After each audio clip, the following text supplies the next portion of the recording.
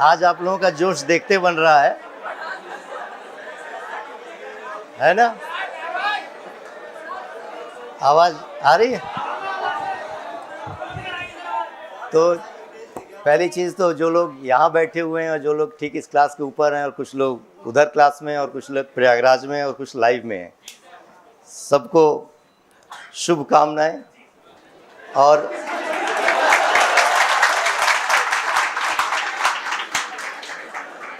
आपका ये जोश बतला रहा है कि कुछ खास बात है और कहीं ना कहीं ये जोश उस सफलता का सूचक होता है। तो आज सबसे पहले इसी बात के लिए कि हिंदी माध्यम के स्तर पर जो रिज़ल्ट आया यूपीएससी का, उसमें हिंदी माध्यम के टॉपर्स के रूप में भरत जयप्रकाश मीणा, जिन्होंने 85 रैंक लिया है,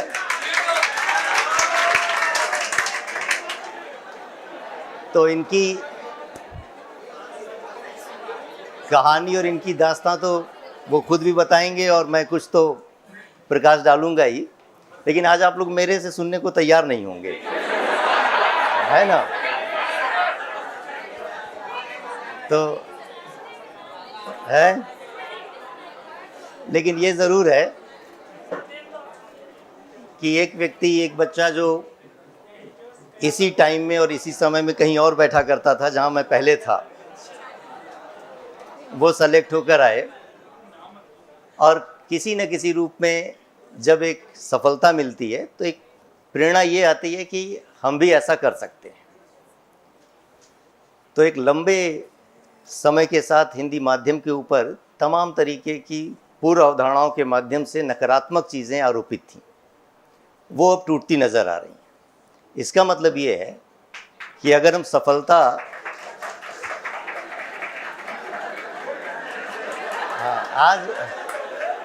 आज आप लोग जो है एक अलग मूड में हैं, ठीक? तो मूड अलग है, एकदम ठीक बात है। अभी तुरंत क्लास लूंगा।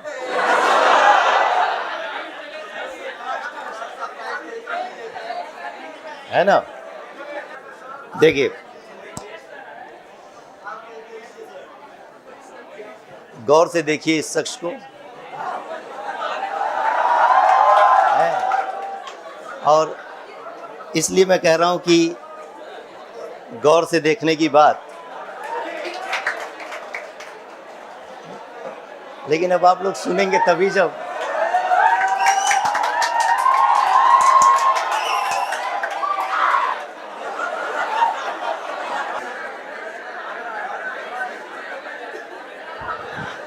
तो कुर्सी की पेटी बांध लीजिए, मौसम बदलने वाला है और हिंदी माध्यम का मौसम एकदम बदलेगा, ठीक है?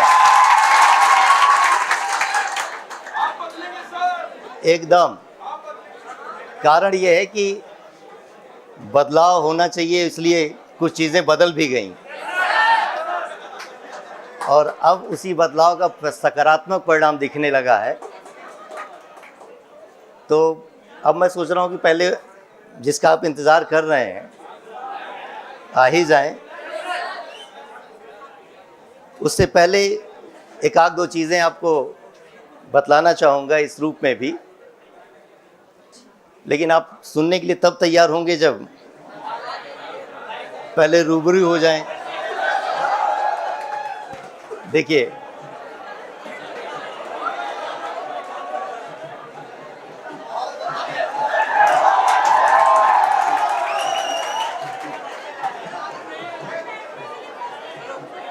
है, बैठ जाइए, अब कोई सुनेगा नहीं मेरी बात।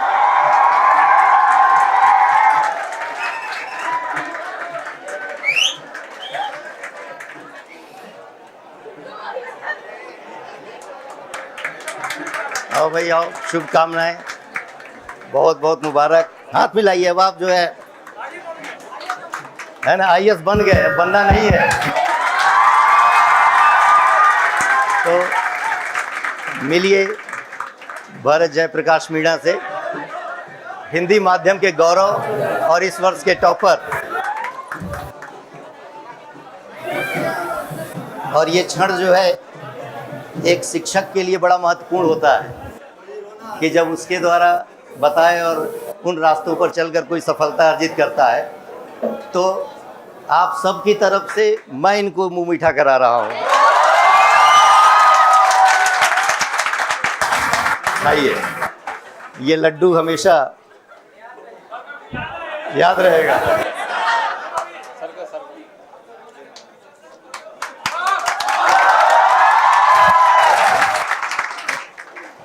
तो सबसे पहले अब जरा, अच्छा, तो ये शुभकामनाओं सहित अब जिले का और देश का जो है दायित्व इनके ऊपर है, और यहाँ का दायित्व इन्होंने सफलतापूर्वक निभाया। अब जो है राष्ट्र की सेवा के लिए तत्पर आईएएस भरत जयप्रकाश मीणा। और मैं चाहूँगा कि आप में से कोई एक इधर आए और इनको जो है बुके पेश करे, कम से कम। ज़रूर ज़रूर, एक मैं सबको, एक सेशन के बाद वो मौका सबको मिलेगा। अभी के लेवल पर 20 से आना ठीक नहीं है। कोई भी आ जाए, आप आ जाइए, एक आप आ जाइए, साथ में आ जाइए। ऐसा क्या, उठ गई तो अब क्या, आइए इधर आइए, एक मिनट। आप दीजिए।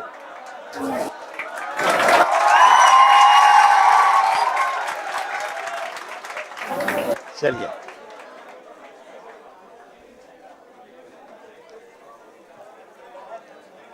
इधर आप बगल में खड़ी होइए, इधर आप बगल में आइए, फोटो तो आने दीजिए।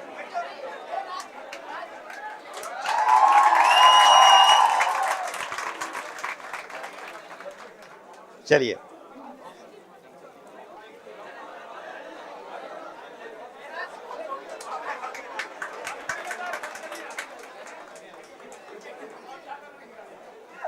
आमतौर पर इस दिन के लिए ही मेहनत की जाती है।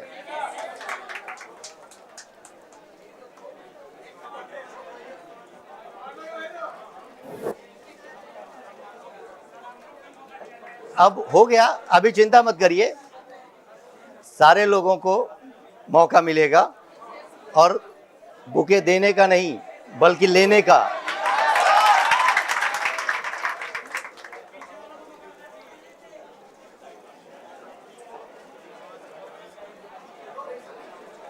तो ये बगल कर लेना भाई।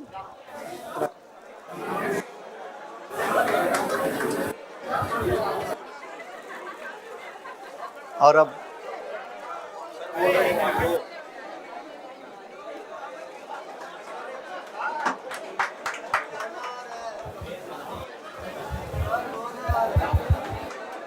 ये इनके मित्र हैं, और सिलेक्शन के बाद एक अलग किस्म का महसूस कर रहे थे। जितनी खुशी इनको नहीं हो रही थी, उससे ज़्यादा उनको खुशी हो रही थी। समझ रहे हैं?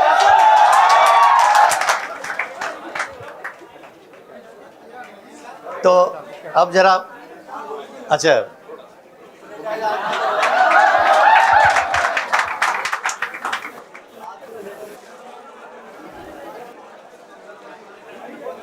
तो अब जरा शांति बनाइए। मैंने पहले ही कहा था कि कुर्सी की पेटी बांध लीजिए, अब मौसम बदलने वाला है।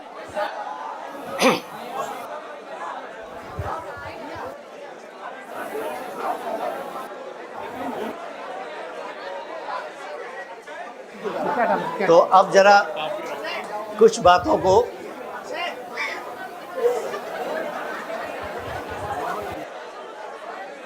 अरे अब जो है ना, रोको। तो देखिए, अच्छा पहले आप लोग, हो गया कार्यक्रम, और मैं चाहूंगा कि जो है इनका एक बार सफलता का माल्यार्पण जरूर होना चाहिए।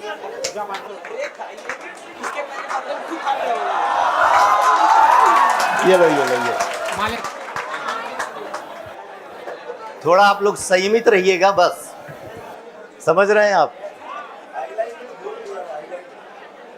तो मैं चाहूंगा कि जो है एक आप आ जाएं और माल्यार्पण करिए, स्वागत करिए।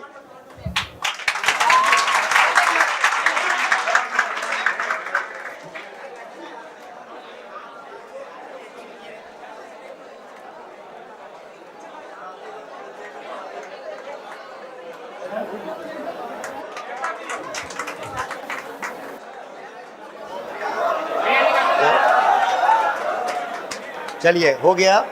और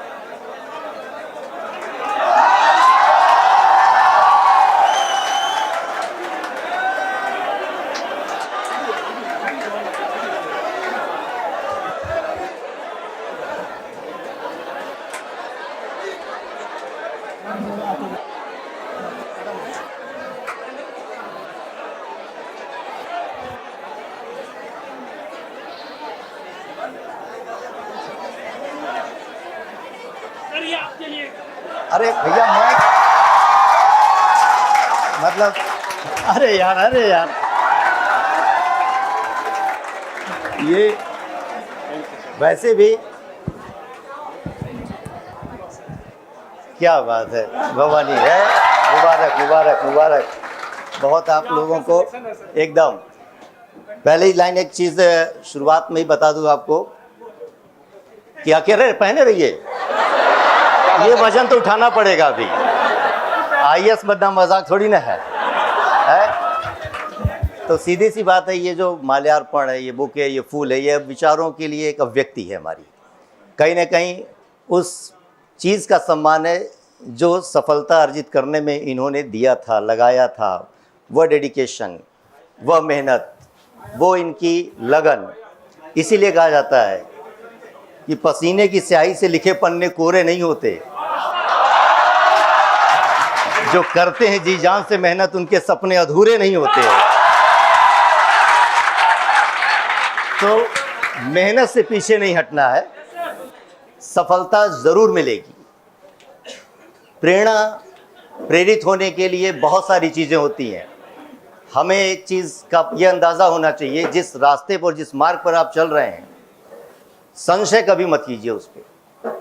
और सामने खड़ा हुआ व्यक्ति है, मैं इनके बारे में 2-3 बातें आपको स्पष्ट करूंगा, फिर आप खुद इनसे इस बात को लेकर ज़रा बातचीत करिए कि आखिर इन्होंने कौन सा मंत्र, कौन सी बूटी, कौन सी गोली, कौन सा बादाम खाया। और कोई चमत्कार नहीं, सिर्फ इनकी मेहनत, डेडिकेशन, वह लगन, अपने लक्ष्य के प्रति प्रतिबद्धता।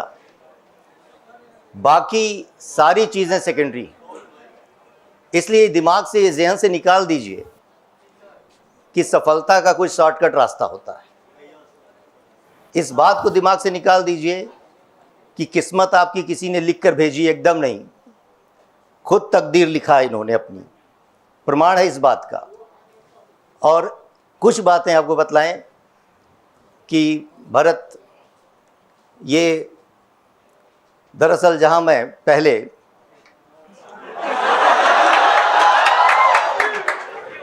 पढ़ा रहा था, और इसमें कोई गुरेज नहीं, उस समय के संदर्भ में जाहिर सी बात है मैं दृष्टि में पढ़ा रहा था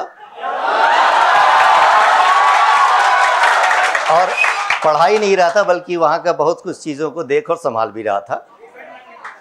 और तब से, जब से जीएस वहाँ से शुरू हुआ, यानी शुरू ही जो है साथ में हुआ था, वो यात्रा का आज आपको पूरा वृत्तांत देता हूँ।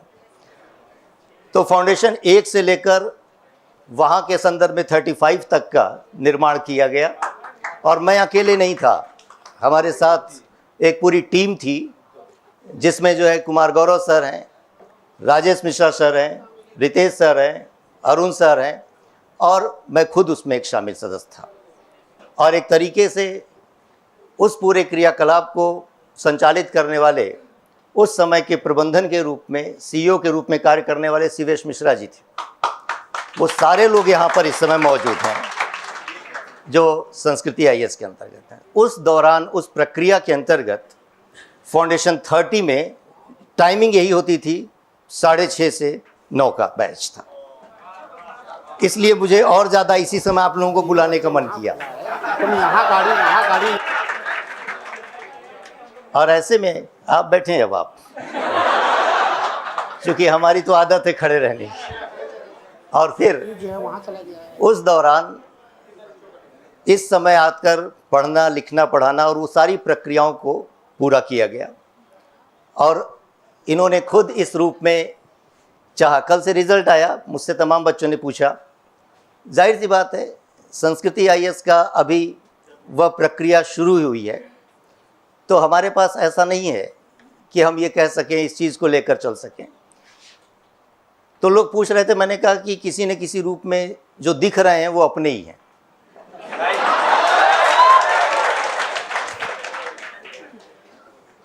एक दो बच्चे आए जिनको अभी आपको बतलाएं कि रैंक पीछे है और पीटी देना है, इसलिए वो यहाँ पर नहीं आ पाए। और मैं चाहता हूँ कि उनका डिस्टर्बेंस ना हो एकदम से, इसलिए मैंने कोई किसी भी तरीके का उनको ये प्रेशर भी नहीं किया। इन्होंने संपर्क किया, इन्होंने थैंक्स के लिए, और इनकी शिकायत ये थी कि सर आपने जो है हमें बधाई नहीं दी। चूँकि मैं बधाई किस मामले में, बधाई तो दिल से निकल रही थी। मुझे लगा कि अभी अभी सिलेक्शन हुआ है, आईएएस बने हैं, वो शिक्षक, वो समूह पीछे होता है। फिर आगे इस दौरान जो आसपास नाते रिश्तेदार और बहुत सारे वो कहीं ना कहीं बधाइयों का तांता रहा होगा। तो मैंने कहा अच्छा चलो थोड़ा समय हो जाए। लेकिन उस समय मुझे और ज़्यादा मेरी भावुकताएं अपने आप में इतनी ज़्यादा बढ़ गई कि जब इन्होंने खुद उस तरीके से कॉल किया और इस बात को कहीं ना कहीं धन्यवाद के रूप में, तो मैंने कहा कि अच्छा मैं तो अभी ऑफिस में ही हूँ, आते हैं, मिलते हैं। कल 5000 बच्चों के साथ ये पूरे नेहरू विहार और कहाँ जो है माला पहने। कल से इनका थोड़ा सा गर्दन ऐसे हो गया है कि फूल माला की वजह से। तो इनकी भावनाएं ये थी कि हमने जिन शिक्षकों से अध्ययन किया है, ज़रूर उनके प्रति एक धन्यवाद का ज्ञापन। तो मैंने एक ही लाइन कहा, मैंने कहा कि शिक्षक का कार्य है, वह पढ़ा देगा, बता देगा सारी चीज़ें, लेकिन आपकी सफलता का पूर्णतः आपकी मेहनत को श्रेय जाता है, इसमें कोई दो राय नहीं। एक विद्यार्थी होने के नाते इनके लिए एक चीज़ का मैं बार बार कहा और कहूँगा कि देखिए, विचलित ना हो पाना इस पूरे दौर में, जहाँ पर इतना ज़्यादा दबाव है कि क्या पढ़ लें, कहाँ चले जाएं, कौन सी लाइब्रेरी ज्वाइन कर लें, क्या कर लें, वो सारी बातों को कहीं ना कहीं कंट्रोल करते हुए, संयमित होते हुए अपने पठन पाठन में उन्होंने कार्य किया। अब आपको एक दो लाइन में मैं बतलाऊं कि विगत वर्ष आप जो है आईआरएस के रूप में सेलेक्ट हुए थे। ये इनका द्वितीय प्रयास है, और इससे पहले इनकी 624 रैंक थी,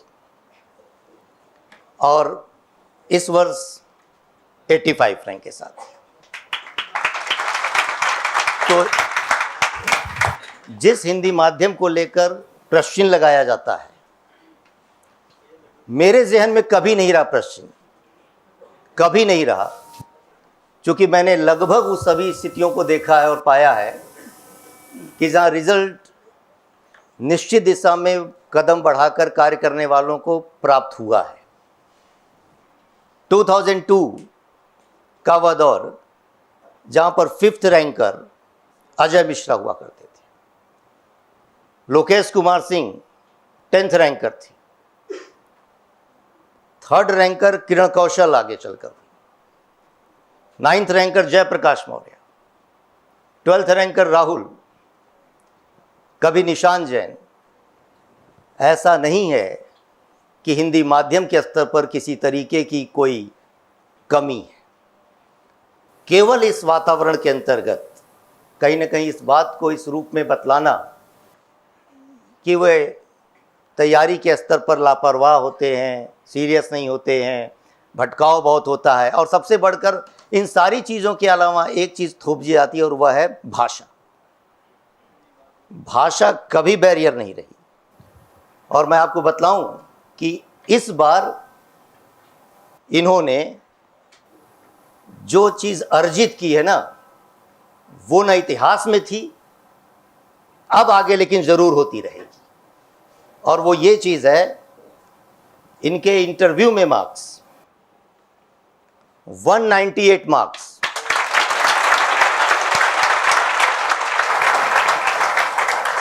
आउट ऑफ, बैठिए बैठिए बैठिए बैठिए, आप बैठिए। अब आप एक तरीके से ये किसी ज़माने में 300 नंबर का होता था यह पर्सनालिटी टेस्ट, और उस दरमियान 210 नंबर बहुत होते थे। कभी आ गया हिंदी माध्यम का 275 में से 198 मार्क्स। दूसरी चीज़ जो गौर करने की है, कितनी सारी अफवाहें अवधारणाएं बना दी जाती हैं, और कहीं ना कहीं इससे विचलित हुए बगैर अगर कार्य करना है तो इनका उदाहरण लेना चाहिए। कारण ये है कि आप राजस्थान की उस एक जनजाति से जुड़े हुए, यानी रिजर्व कैटेगरी। आम तौर पर रिजर्व कैटेगरी को लेकर ये बना दिया जाता था, इंटरव्यू में इनको जानबूझकर कम नंबर दिया जाता है ताकि सिलेक्शन हो नहीं है, और रिजर्वेशन है तो नीचे भी रैंक रहेगी, इसलिए अपने आप ऊपर आ जाएंगे। ये आक्षेप लगता था उस संवैधानिक संस्था के ऊपर, और बच्चे के मन में इंटरव्यू में जाने से पहले ये विचार अवधारणाएं भर दी जाती थी कि तुम्हें बहुत नहीं मिलेगा। लेकिन ये है इतिहास का वह अध्याय, उस जिसे कहा जाए काली स्याही से लिखे गए उस अवधारणाओं को इन्होंने इस प्रकार से जो है उज्ज्वलित किया। 198 मार्क्स। आप समझ रहे हैं ये चीज कि किसी भी लेवल पर किसी भी दौर में इनके मन मस्तिष्क में एक बात नहीं आई कि मुझे कोई प्रिविलेज मिला है। मेहनत है और उसका परिणाम आपके पास है। ये उन सारे लोगों पर तमाचा है जो इस बात को लेकर सोचते और करते हैं कि यूपीएससी के अंतर्गत किसी भी लेवल पर कोई बायसनेस है। सोच कर देखिए, तमाम लास्ट ईयर के संदर्भ में श्रुति जो फर्स्ट रैंकर थी 173 मार्क्स था पर्सनालिटी टेस्ट में, थ्रू आउट इंग्लिश मीडियम, और गाना लोग गाते नहीं रुकते थे। इंग्लिश मीडियम है ना, अंग्रेजी बोलती है।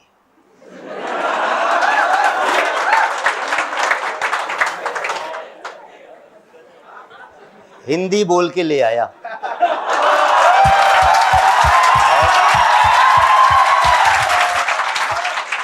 इसलिए कहा जा रहा है कोई पूर्वाग्रह नहीं, मेहनत का कोई दूसरा विकल्प नहीं, परिणाम आपके सामने है। दूसरी चीज, इन्होंने अपनी जिस स्ट्रेटजी को बनाया, जो तरीका अपनाया, मैं दिखाना चाहूंगा आपको। आपको लगेगा कि पता नहीं क्या बोल रहा है। इत्तेफाक की बात है कि आज ही जो है मार्कशीट आई।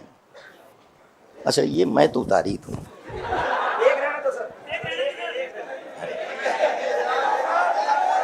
मतलब हमें जो है, मैं एक रहना प्लीज।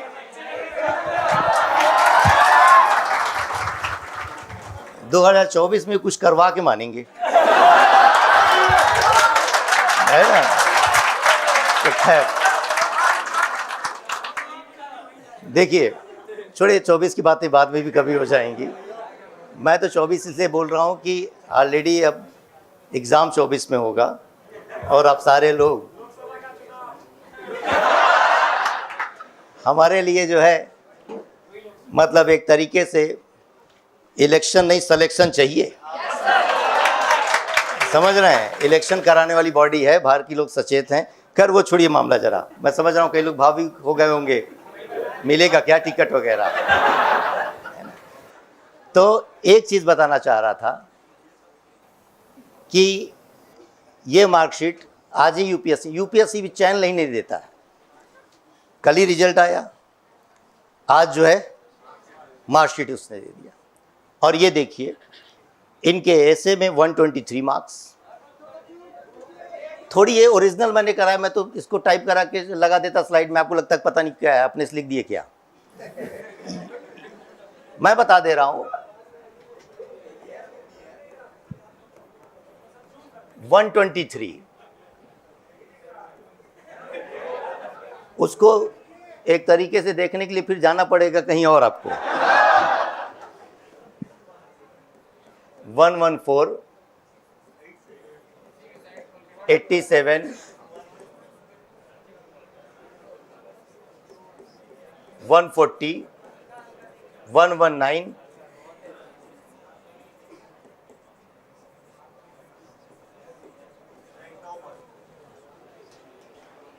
998 और ये आपका जीएस का नंबर है 418।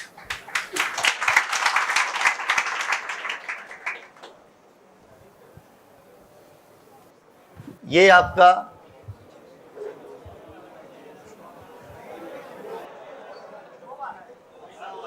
हाँ विषय हिंदी साहित्य और इनका एक तरीके से पर्सनालिटी टेस्ट जो है वो 198। ये खाली अंक नहीं है, ये पूरा एक तरीके से रोड मैप है। मैं पहले भी कई सारी मार्कशीट को लेकर बतला चुका हूं कि आपके पास जो वेटेज है वह 1000 मार्क्स का जीएस है। आज ये जो है अगर 85 रैंक पर हैं और प्रॉपर आईएएस बने हुए हैं तो उसका कारण ये है मामला। ऐसा नहीं है कि बाकी चीजों का बेकार हो गया, लेकिन इसने वो बढ़त दिलाई जो बाकी अन्य को सहयोग करके आपको सिलेक्शन दिला दिए, रैंक ला दिए। 259 सामान्य नंबर, सामान्य है। और यही स्ट्रेटजी फॉलो करते हैं जो सिलेक्शन लेना चाहते हैं ऊपर की रैंक के साथ। टाइम कितना कहां देना है ये चीज डिसाइड होनी चाहिए। एक एफर्ट होता है, उसके अंतर्गत वो चीजें आएंगी। ऐसा नहीं कि बिना मेहनत के वो आ जाएगा अंक, लेकिन ऐसा भी नहीं है कि केवल इसकी वजह से कोई रैंक आ रही है। मैं इतिहास ऑप्शनल पढ़ाता हूं, बावजूद इसके हिंदी साहित्य का नंबर लिख रहा हूं। इसका मतलब यह है कोई विषय खराब नहीं है।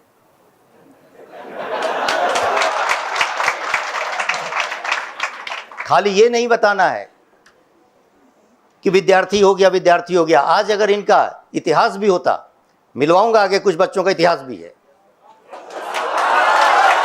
कुछ का ज्योग्राफी भी है, कुछ का पीएसआईआर भी है, कुछ का फिलॉसफी भी है और कुछ का मैथिली भी है। उनको भी मिलवाऊंगा और उनका भी नंबर दिखलाऊंगा। कारण यह है कि विषय अनेक हैं और सिलेक्शन भी होता है, लेकिन असली मुद्दा यह है, इन सारी चीज़ों को बतलाने से पहले ये बात भी बताना ज़रूरी है कि आखिर ये जो 4 पेपर हैं जीएस के आपके 1000 मार्क्स है, उसके बारे में किसने क्या अर्जित किया। इनकी रैंक पीछे थी पिछले साल, कारण था जीएस के लेवल पर नंबर कम होना। इन्होंने अपने आप को इस मामले में लाया कि आखिर है तो 24 आवर्स ही, कहां पर और मेहनत करके कहां पर और अंकों को बढ़ाया जा सकता है, और वो स्ट्रेटजी आपके पास दिख रही है। जब जीएस के लेवल पर आपके पास बढ़िया समझ और पकड़ होती है तो फिर ये नंबर इंटरव्यू के आते हैं, क्योंकि वो कहीं और से नहीं आएगा। इसीलिए पढ़ाई का तात्पर्य है कि हम उस यूपीएससी के लिए पढ़ रहे हैं, न कि किसी स्तर पर किसी को दिखाने के लिए कार्य कर रहे हैं। जीएस के पेपर पर, जो जीएस के पेपर हैं, 4 पेपर, एक एक पेपर में अलग अलग विषय हैं, संतुलन दीजिए, समय दीजिए।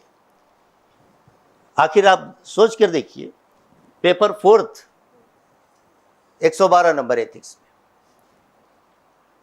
इस पेपर में लोगों के कई बार 90 नंबर हैं, 80 नंबर हैं।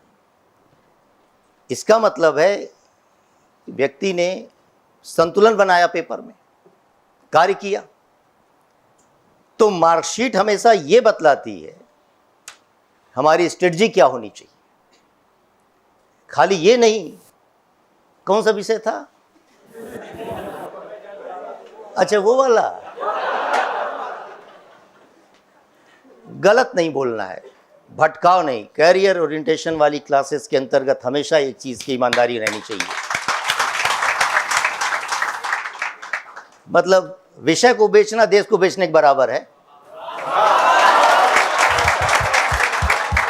एक विषय के अंतर्गत जिसके अंक आए हैं वो उस व्यक्ति की उपलब्धि है। इस व्यक्ति ने उस विषय के अंतर्गत न्याय किया, उसकी आवश्यकताओं को पूरा किया। अगर उस विषय में इतनी ताकत और क्षमता होती तो फिर सारे उस विषय को लेने वाले आज आईएएस होते। इस समय पीटी बैठ के नहीं तैयारी कर रहे होते। 28 तारीख को पीटी है। आज ये कितने अपने आप को खुशकिस्मत महसूस कर रहे होंगे, इस वेदना से दूर हैं। और इनके यार दोस्त मित्र पर्यावरण सम्मेलन, समझ रहे हैं? इसलिए मेहनत मन से कीजिए और कोई किसी तरीके की नकारात्मकता नहीं, कोई नेगेटिविटी नहीं, कोई उथल पुथल मचाने की जरूरत नहीं है।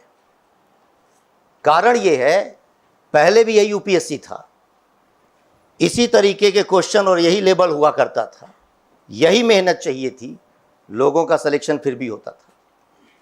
जैसे जैसे सुविधाएं बढ़ी, यूट्यूब और रील ने लोगों की मति जो है मार दी, हर लिया एकदम। जैसे होता था, कई बार होता था, देवता कई बार जो है भ्रम में आ जाते थे, कोई असुर अलग टाइप का रूप धारण करके एकदम मायावी, मतलब बाद में पता चलता था हो ये वो नहीं है। तो ये पूरा सिस्टम आपका, सोशल मीडिया भी है, सब कुछ है, लेकिन कितना समय देना है ये बात तो खुद तय करनी पड़ेगी ना। प्रमाण आपके पास है। तो इनको यहाँ पर जो ज़्यादा इनका समय नहीं लेंगे, आज ये कई जगह जो है मतलब और पार्टी शार्टी भी होती है, इसी के लिए सिलेक्शन लेना भी चाहिए कि 4 महीने अब अगस्त लास्ट में मसूरी जाएंगे, ये समझ रहे हैं। और यही वजह है कि मैं हर बैच के अंतर्गत इस बात को बोलता रहता हूं कि मसूरी छोड़ने जाऊंगा। तो जो बाइक से देख रहे हो भाई, ये जोश है। तो इसका मतलब एक है, और वो ये सफलता निश्चित मिलेगी, डाइवर्जन ना हो, बस भटकाव नहीं हो।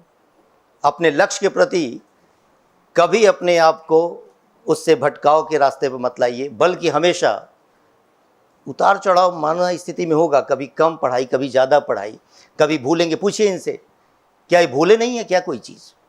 कुछ चीज़ें नहीं भुला पाए होंगे,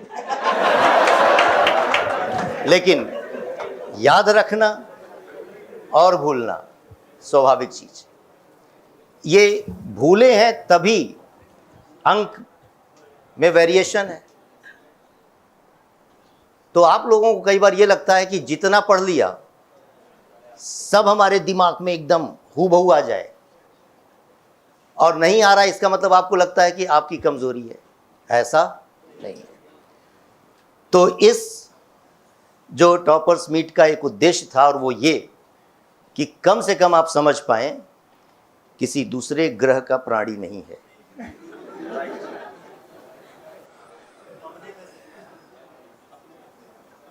अपनों में से अपना है, समझ रहे हैं? और इसलिए अब जरा मैं तो लगातार शुरू हो जाऊंगा, लेकिन मैं चाह रहा हूं कि कम से कम अब कुछ बातें इनकी ही ज़बानी आप सुनिए, और जो कुछ आपके मन में हो एकदम पूछिए। सारा कुछ पूछने के बाद खाली एक चीज पर फोकस कर लीजिएगा। मतलब ये ऐसा नहीं होता कि कोई चमत्कार होगा, लेकिन एक बेस आपका किसने तैयार किया? कौन से टीचर्स थे? वो बोर्ड नहीं था, एसी नहीं था, कुर्सी नहीं थी, वहां पर टीचर मौजूद था। आज का दुर्भाग्य मुझे ये लगता है, बोर्ड में कौन दिख रहा है, रील में कौन दिख रहा है, कुर्सी हत्थे वाली है कि नहीं वाली है, पानी की बोतल में आखिर बिस्लरी वाला है मामला कि कुछ और है, कितने सब्सक्राइबर हैं इस कोचिंग में। अगर कोचिंग के सब्सक्राइबर ज़्यादा हैं तो इसका मतलब कोचिंग बढ़िया होगी। तो आपको बतला दें कि कितने सारे ऐसे चैनल्स हैं, मिलियंस रखते हैं, जो केवल ये बतलाते हैं तितली कैसे उड़ रही है, और आप देखते हैं तितली उड़ी, उड़ के चली। इसीलिए व्यूअर्स, सब्सक्राइबर्स, ये आपकी पढ़ाई का मानदंड नहीं होता। यूपीएससी की तैयारी कर रहे हैं, किसी अन्य चीज़ की होती तो सारी चीज़ें जायज़ थी। इसलिए इतना ध्यान रखिए, पढ़ाई के संदर्भ में फोकस रहिए। और अब मैं चाहूँगा कि भरत जरा कुछ अपनी यात्रा का विवरण दें और उन चीज़ों को ज़रूर बतलाएं जो कहीं ना कहीं इनसे किसी न किसी रूप में कुछ चीज़ छूट गई, और उन चीज़ को भी ज़रूर बतलाएं जो इनकी इस सफलता में सहायक हुई, ताकि एकदम क्लियर रहे पिक्चर आपके पास। और ये चीज़ जो है थोड़ा संक्षेप में ही रहेगी, और आप लोगों से एक निवेदन रहेगा कि कई बार जिज्ञासा होती है, कितने घंटे पढ़ते थे, रात में पढ़ते थे, दिन में, अकेले पढ़ते थे कि ग्रुप में, पार्क में, मतलब ओपन, इंडोर या आउटडोर, है ना? तो ये सब का कोई मतलब है नहीं। तो प्लीज भरत के लिए एक बार जोरदार जो है तालियां। आइए।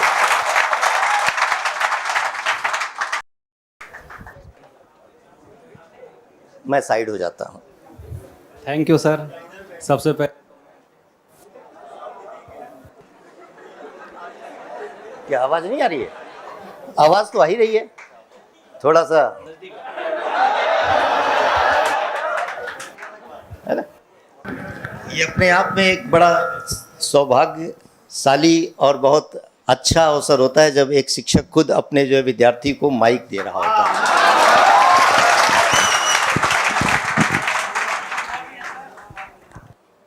सबसे पहले तो मैं संस्कृति आईएएस के जो सभी शिक्षक जिनसे मैं पहले किसी अन्य कोचिंग में पढ़ा था, जिन्होंने मेरी इस जर्नी के प्रारंभ में बहुत ही योगदान दिया, सबको मैंने एक तरीके से सबसे बहुत कुछ सीखा है और मेरी जो नींव तैयार करने में बहुत बड़ा योगदान रहा है।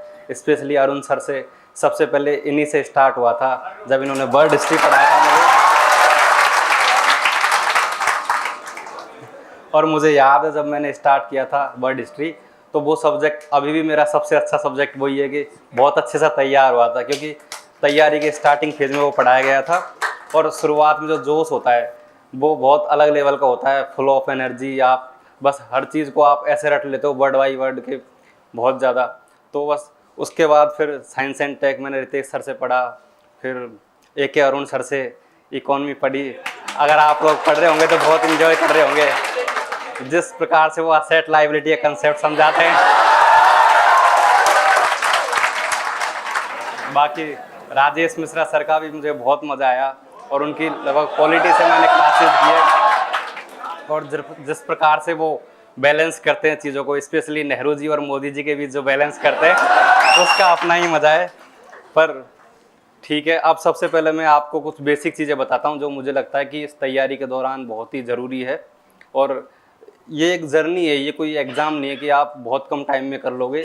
इस एग्ज़ाम को एक तरीके से मुझे लगता है जीना चाहिए आपको, और एक डे बाई डे आपको मुझे लगता है इम्प्रूव करना इस एग्ज़ाम में बहुत ही ज़रूरी होता है। क्योंकि आप कई बार ये होता है कि हम अभी चलो अभी जून चल रहा है, अगले मई में है एग्ज़ाम, अभी तो 10-11 महीने हैं, आराम से कर लेंगे, पढ़ रहे हैं, मूवी देख रहे हैं, इधर उधर मस्ती कर रहे हैं। तो वो ये एग्ज़ाम की बिल्कुल डिमांड नहीं है और आप मतलब रेस में नहीं हो मुझे लगता है अगर आप ऐसा कर रहे हो तो। और आप देखिए लगभग 10 लाख के आसपास फॉर्म भरे जाते हैं हर साल, 5-6 लाख लोग जो है एग्ज़ाम देते हैं, बाकी तो एग्ज़ाम नहीं देते। चलो यार इस बार कुछ कमी रह गई, अगले बार देखते हैं, शायद मेरा ये सब्जेक्ट नहीं है, और बाकी फिर यार ऑप्शनल ठीक से तैयार नहीं हो, फिर हो भी जाएगा तो मेंस देके क्या ही करूँगा, अटेम्प्ट ख़राब हो जाएगा, हर तरीके के बहाने वो ढूंढ लेते हैं। पर मुझे लगता है लगातार तैयारी करना और सेल्फ मोटिवेशन बहुत ज़रूरी है। अगर आप ज़्यादातर लोग क्या होता है कि मैं देखता हूँ स्पेशली हिंदी मीडियम के, मेरे भी दोस्त रहे हैं कि या तो बस किसी कोचिंग का वीडियो देख के आ गए, आजकल रील देख के बहुत आते हैं बच्चे की, फिर वो आके पूछते सर शुरू कैसे करूँ, और उनको 6 महीने हो जाते हैं कोचिंग में, तो कुछ पता ही नहीं होता। सर बस मार्क्स तो अच्छे आ रहे हैं। कोचिंग वाले भी कई बार ये होता है कि कई बार के जो टॉपर लोग आते हैं, शायद मुझे लगता है जो मैंने फेस किया है कि या फिर मैंने देखा है कि सब लोग सच नहीं बताते कई बार, ये एक बहुत बड़ी समस्या रही है। क्योंकि और मैंने कुछ लोगों से सीखा है, बहुत से लोगों को मैं भी आपकी तरह जो देखते थे यूट्यूब वगैरह पे कि यार ये टॉपर रहे हैं, कुछ ना कुछ चीज़ें हर बार कुछ ना कुछ नया सीखने को मिला है। और टीचर सिर्फ आप जो पढ़ रहे हो क्लास में जो नोट्स लिखा रहे हो वो सफिशिएंट नहीं है, जो बोल रहे हैं क्लास में क्या बोल रहे हैं। कई बार ऐसा होता है कि छोटी छोटी चीज़ें बोल जाते हैं और हम ध्यान नहीं देते, हमें लगता है ठीक है यार। मुझे अभी भी याद है जब CSET के लिए अरुण सर ने बोला था एक क्लास में कि अगर आपको पैसेज सही करना है तो आप क्वेश्चन पढ़ो, फिर ऑप्शन पढ़ो, फिर पैसेज पढ़ो, और वो तरीका मेरा अब तक चल रहा है। लास्ट ईयर भी मेरे लगभग मैंने 22 पैसेज किए थे, उनमें से 17 पैसेज सही थे। तो ये बहुत ही छोटी छोटी चीज़ें, आपको बहुत फोकस रहना है इस तैयारी में। एक बड़ी समस्या ये होती है कि हम आते हैं हिंदी मीडियम के, स्पेशली ग्रामीण बैकग्राउंड से आते हैं। मैं भी गांव से एक बिलोंग करता हूं, मेरे फादर भी सरकारी स्कूल में एक टीचर है। तो हम ये देखते हैं कि तो फाइनेंशियली बर्डन रहता है, तो हमें बस फटाफट की यार नौकरी लगनी है, सरकारी नौकरी लगनी है, और बस कैसे ही करके तो आते तो हम IAS के लिए, UPSC के लिए, पर PCS में लग जाते हैं। 1 साल हुआ, चलो यार अब PCS कर लेता हूँ, साथ साथ ही हो जाएगा ये। तो इस भटकाव से बची हूँ मुझे लगता है। जब मैं आया था तो मेरा बहुत ही ज़्यादा फोकस था कि मैं 3 अटेम्प्ट बहुत सीरियसली और ईमानदारी से UPSC को दूंगा, उसके बाद तब तक कुछ सोचूंगा ही नहीं। और मैंने नहीं भी दिया था, पर जब पहला ही अटेम्प्ट जब मैं बहुत सीरियस था, कभी टेस्ट में मार्क्स नहीं आते तो डिमोटिवेट हो जाता।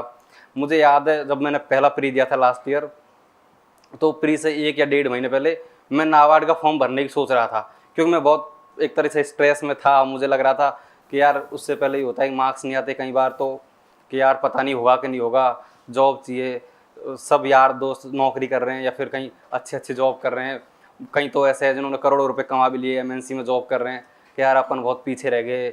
और एक सोशल मीडिया जो बहुत हमें लगता है कि यार सोशल मीडिया थोड़ा कि मोटिवेशन मिलता है, पर डिमोटिवेट भी बहुत ज़्यादा करता है।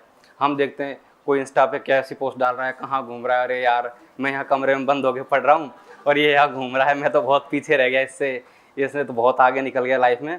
तो पर ये एग्ज़ाम ऐसी है, अब आप जब भी आप सेलेक्ट होगे ना, सारी जो होते हैं 7 खून माफ़ हो जाएंगे, और मुझे लगता है कि सब सारी चीज़ें कंपनसेट हो जाती है आपको। पर टाइम देना पड़ता है इस एग्ज़ाम के लिए, कंटिन्यूस एक तरीके से कंटिन्यूस लगातार बस आप अपना काम करिए। कंटिन्यूस 6 से 8 घंटे की पढ़ाई सफिशिएंट है, पर इसको लगातार जारी रखिए, फालतू टाइम वेस्ट मत करिए। जो भी आपको लगता है कभी चलो मूड नहीं है तो कुछ अपना हॉबी टाइप का कुछ रखिए कि टाइम पास आप कर लो उससे 1 घंटे 2 घंटे, बस वो मोर देन सफिशिएंट है वीक में। पर बहुत ज़्यादा टाइम वेस्ट करना, रील देखना, सोशल मीडिया से जितना दूर रह सकोगे उतना ही अच्छा है। कई बार ऐसा होता है कि यार फ़ोन हमारे पास होता है, चलो यार देखने 2 मिनट स्टार्ट हुआ और घंटे कब बीत जाते हैं हमें पता ही नहीं चलता, रील फ़ोन स्लाइड करके आगे। तो ये एक बड़ी समस्या होती है। तो मैं तो ये करता था कि लाइब्रेरी जाता, फ़ोन को रूम पे रख के जाता था, और एक डायरी थी उसमें जो भी मुझे लगता है हाँ यार ये गूगल करना चाहिए या फिर यूट्यूब पे देखना चाहिए, उसको मैं लिख लेता डायरी में। फिर रात को जब मैं जाता रूम पे 10-11 बजे लाइब्रेरी से, तो घंटा आधा घंटा उनको सर्च कर लेता था या फिर उनको जो भी करना, हाँ यार ठीक है ये काम हो गया। क्योंकि इससे बड़ी समस्या होती थी, कई बार कॉल आ रहे हैं आपके पास, फिर 100 तरह के डिस्टर्बेंसेज होते हैं। तो इस चीज़ से मुझे लगता है आपको बचना चाहिए। और ये बहुत ज़्यादा मिथ है कि हिंदी मीडियम की बहुत बड़ी समस्या है कि जीएस में नंबर नहीं आते, ऑप्शनल से सिलेक्शन होता है। ऐसा कुछ भी नहीं है। लास्ट ईयर मेरे 383 मार्क्स थे, तो मुझे भी ऐसा लगता था यार शायद मैं इंग्लिश मीडियम से होता तो 400 प्लस हो जाते, क्योंकि मुझे लग रहा था यार ठीक ठाक आएंगे मार्क्स। पर मैंने वो जो कमी थी उसको सुधारा और जो टॉपर्स की कॉपी देखी, क्योंकि आपको मुझे लगता है एक तो प्रीवियस ईयर्स के पेपर्स, टॉपर्स कॉपी और अपने नोट्स बहुत ही कंसाइज फॉर्म में करने हैं। जितनी बार आप रिवीजन करोगे आपको ये फोकस करना है कि नोट्स को साइज कम करते जानिए। ऐसा नहीं है कि जो क्लास नोट्स है वो जितने मोटे हैं पहले, वो हर रिवीजन में एटलीस्ट 5 से 10 पेज छोटे होते जाने चाहिए, और लास्ट में 15, 20 या 30 पेज, इससे ज़्यादा के नोट्स नहीं बचने चाहिए। तो 5-7 घंटे में आप रिवीजन कर सको। इतनी बार जब भी आप एग्ज़ाम दो सीरियस होगे, इतने बार रिवीजन कर लो नोट्स का कि 10 घंटे के अंदर आप किसी भी सब्जेक्ट को कर सकते हो।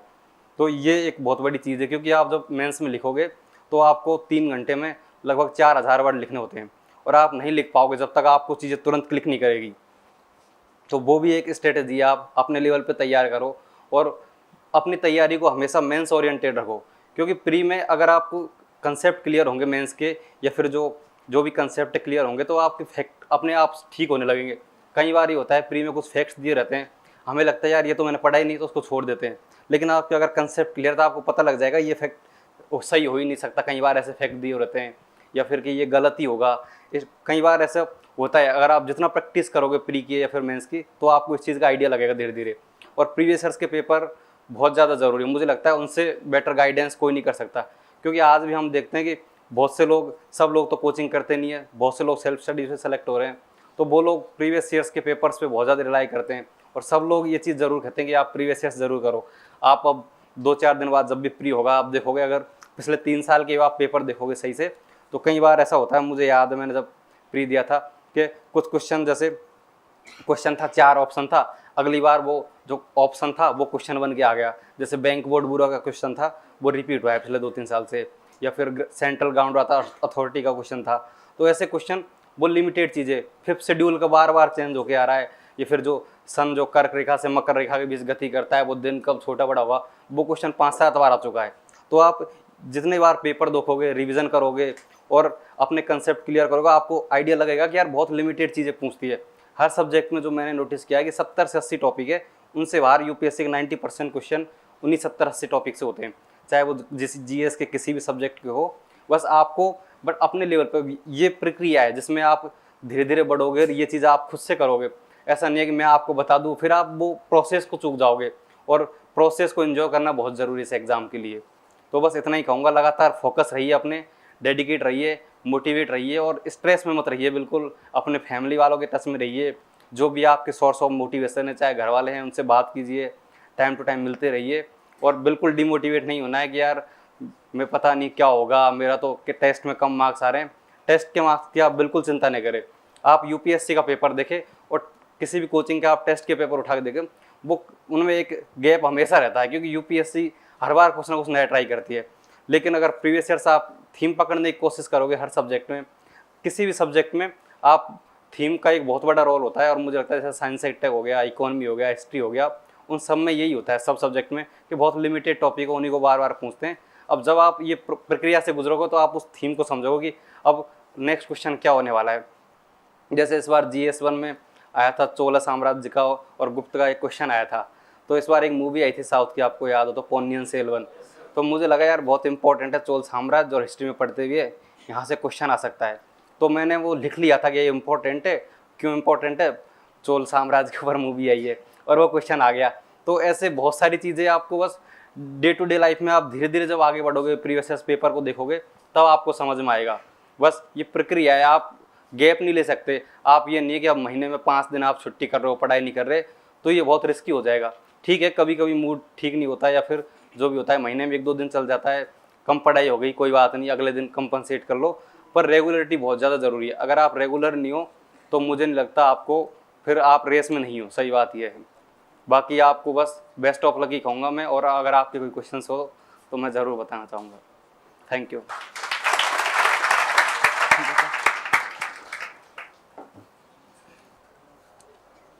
आवाज़ हर जगह बंद कर दी जाती है।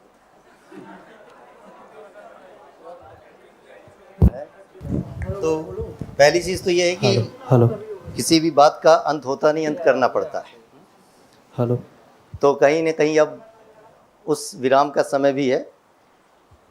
अभी दोबारा एक तरीके से आज केवल एक था कि कल रिज़ल्ट आया और आज क्लास की जगह मैंने कहा कि आप लोगों के साथ कहीं न कहीं इंटरेक्शन एक हो जाए, फिर विस्तार से विषय सामग्री को लेकर अलग अलग स्तर पर कि जीएस के अलग अलग पेपर में क्या स्ट्रेटजी है।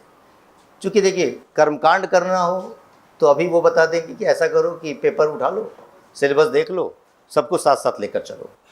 लेकिन कहीं ना कहीं अभी के समय में इस बात की ज़रूरत है कि हम एक बार परिचित हो गए और आपको ये पूर्णतः जो है, चूँकि अब इनको इस बीच कोई प्रीलिम्स नहीं देना है, किसी स्टेट का कोई एग्ज़ाम नहीं देना है, थोड़ा सांस्कृतिक गतिविधियों में शामिल होते रहेंगे अपना जगह जगह, लेकिन खुद इनकी इच्छा है, खुद इनका अपना एक है कि हम जो बच्चे दे रहे हैं, तैयारी कर रहे हैं, हम उनको प्रॉपरली जो है गाइड करें। तो किसी न किसी रूप में आपके पास इस रूप में अलग अलग पेपर के संदर्भ में अलग अलग स्ट्रेटजी क्या होगी, और विस्तार से 3 घंटे 2 घंटे तक जो है बैठकर चर्चा करना, क्या तरीका है, कैसे governance, internal security, social justice, जो ये टॉपिक है लोग इसको इग्नोर कर देते हैं, इसको कैसे कवर करना, क्या तरीका होगा, इन सब सारी चीज़ों पर भी चर्चा करेंगे। तो अभी चूँकि हम सब के लिए ये बड़ा गर्व का विषय है कि ये सफलता इस पूरी हमारे अपने उस भावना को प्रदर्शित करती है कि सफलता मिल सकती है, मेहनत करने की ज़रूरत है। तो इस सफलता के उपलक्ष्य में थोड़ा मिष्ठान का मामला भी है, बिना, चूँकि हम लोग खाली यहाँ पर खड़े होकर मुंह मीठा कर लिए और आप कई लोग उस समय देख रहे थे गौर से, तो ये भेदभाव होगा नहीं। तो अभी क्लास के पश्चात जो है वहाँ पर जो मेन ऑफिस है 636 मेन रोड पे संस्कृति का, अभी भरत जी वहाँ पहुँचेंगे और इसके पश्चात आप साथी लेकर आएंगे तो ज़्यादा अच्छा है इनको, ताकि इनको भी लगना चाहिए कि आखिर, और वहाँ पर हम लोग बाकायदे मिष्ठान के साथ और फिर इंडिविजुअल जिसको जिस रूप में बात करना है, मिलना है, वो कार्यक्रम भी हम वहाँ पर कर रहे होंगे। तो एक तरीके से आपको बतला दें, ब्रीफ कर दें, 2 मिनट का और समय रखिए कि जो इन्होंने बताया उसका मकसद समझिए। बहुत बड़ी बात कहा, बहुत संक्षेप में कहा कि आप पढ़िए खूब विस्तार से, नोट्स खूब बनाए दें, क्लास में 200 पेज का रजिस्टर हो जाए, जितनी बार पढ़िए उसको कंसाइज करिए, बहुत इंपॉर्टेंट चीज़। सेकंड थिंग, टेस्ट में, कोचिंग में कहीं पर भी अंकों को लेकर वो मानकता नहीं हो पाती है जो यूपीएससी में है। तो डिमोटिवेट ना होइए, अंक कम आ गया इसका मतलब ये नहीं कि आप में क्षमता नहीं है, सुधार की ज़रूरत है, सुधार करते रहेंगे। इन्होंने जिस तरीके से संस्कृति आईएएस में प्री और मेंस की टेस्ट सीरीज़ ज्वाइन करके वो परफॉर्म किया था, उसके बिहाफ पर मैं ये चीज़ शुरू में ही जान रहा था कि मौसम बदलने वाला है ना। बस यूपीएससी के बारे में कुछ भी पहले नहीं कहा जा सकता था। तो कहीं ना कहीं ये भी पूरे कार्य आपको करने हैं अपने। इन्होंने एक लाइन और बोली, बड़ी इंपॉर्टेंट, अब यही सब है, बच्चे सीख जाते हैं तो क्या से क्या बोलते हैं, हम लोग सीखते हैं वो, कि मतलब ये जर्नी है, ये तैयारी, ये आईएएस की प्रिपरेशन आप जो कर रहे हैं, वहाँ तक पहुँचने की एक यात्रा है। यात्रा में निराश मत होइए, हमेशा सोचिए कि इसको कैसे सुखद बनाई जा सकती है। कोई लगातार यात्रा में ये सोचता रहे गाड़ी पलट गई तो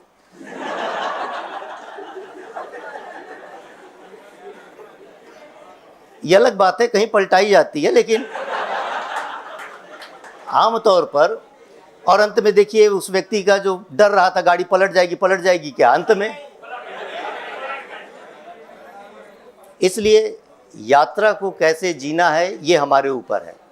तो भरत ने 1-2 बात बड़ी अच्छी बताई, तो मैं चाहूँगा कि इस आज के सेशन को यहीं पर विराम करें और आप लोगों को ढेर सारी शुभकामनाएं।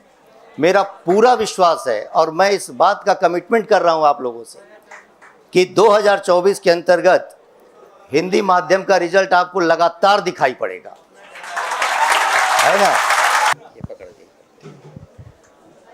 तो बस लास्ट में यही कहूँगा, बाकी मिलते रहेंगे आप लोगों से, और अखिल सर है ही यहाँ पे, तो आप इनसे मिलते रहिए। जो भी आपकी समस्या है आप टाइम टू टाइम सर को कांटेक्ट कर सकते हैं, आपके पास कांटेक्ट नंबर भी होंगे शायद, या फिर सोशल मीडिया के थ्रू आप कांटेक्ट करिए।